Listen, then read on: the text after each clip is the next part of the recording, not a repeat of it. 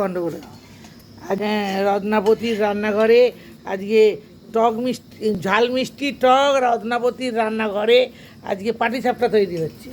পাটিসাপটা করছি আজকে।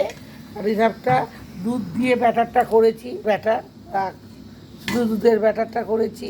করে আমি দুধেতে ময়দা, সুজি ভেজানো আর একটু ভিজিয়েছি। এই বিউলির ডাল বেটে দেওয়া আছে। এই শুধু ব্যাটারটা হয়েছে।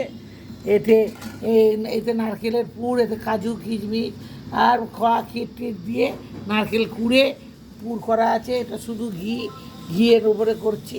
এই ঘিটা দেয়া আছে, এবার দেয়া আছে। এবার আমি ব্যাটারটা দেবো,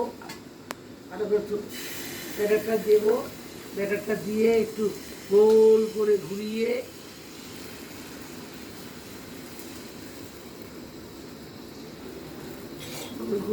নিলাম। নিয়ে একটু চাপা দেবো। এটা হচ্ছে রত্নাপতির রান্নাঘর, ঝাল মিষ্টি টক রত্নাপতির রান্নাঘর। সকলের যদি মনে হয় ভালো লাগে তাহলে আমাকে কমেন্ট করবেন, সাবস্ক্রাইব করে ইউটিউবে কমেন্ট করবেন। আমি ইউটিউবের চ্যানেলটা বাড়াতে পারবো এবং সকলের ভালোবাসাতে আমি আরও বেশি উৎসাহ হয়ে নতুন নতুন রান্না করার আনন্দ পাবো। সকলের ভালোবাসা, সকলের কমেন্ট থাকলে আমি আরও বেশি আগ্রহ থাকবে, আরও বেশি রান্না করে দেখাতে পারবো। আমি খুব আনন্দ পাবো সবাই যদি কমেন্ট করে আমাকে জানায়।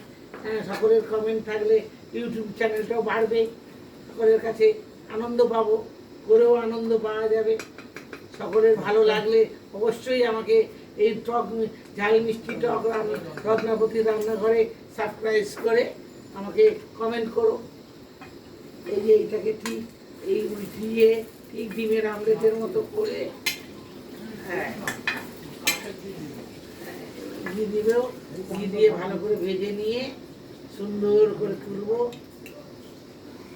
সকলের কাছে আমার একান্ত আবেদন, সবাই আমার ইউটিউব চ্যানেলে দেখো ঝাল মিষ্টি টক রত্নাপতি রান্নাঘরে দেখে সকলে কমেন্ট করলে আমি খুব আনন্দিত পাবো, উৎসাহ পাবো এবং সবাইয়ের কাছে আমি ভালো ভালো রান্না করে দেখাতে পারবো। এটাই আমার আবেদন। সবাইয়ের কাছে আমার নমস্কার। এই হচ্ছে আমার এই যে ভেজেছি, এইটা ভেজে আবার অনেক সময় দুধ মেরে ক্ষীর করে তাতে ডুবিয়ে দিলে আরও ভালো লাগবে, আরও আনন্দ করে খাওয়া যাবে, কেটে মুছে সব খাওয়া যাবে। কথা শেষ হলে বন্ধ করে দেবে। এই হচ্ছে আমার ভেজে তোলা হবে। এই তুলে দিলেই বন্ধ করে দাও। আমার তো ভালো লাগলে আমাকে কমেন্ট করো।